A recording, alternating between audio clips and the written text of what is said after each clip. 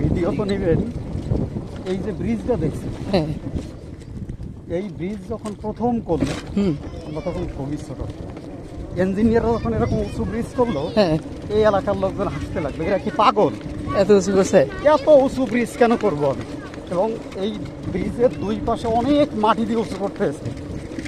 দেখে একটা সময় পরে সে প্রমাণিত হয়েছে যে পানির স্তর কত উঁচু হতে পারে। আমি এখন চিন্তা করতেছি যে রাস্তাটা এত নিচু করে করছে কেন। রাস্তা কিন্তু অনেক উঁচু করে করা, এই রাস্তা কিন্তু নিচু না, অনেক উঁচু করে করা। কারণ স্বাভাবিক সময় যখন আপনি আসবেন তখন বিলের তলায় পানি পড়ছে।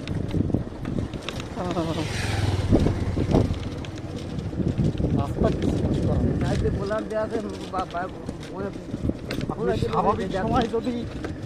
স্বাভাবিক সময় এখানে আসলে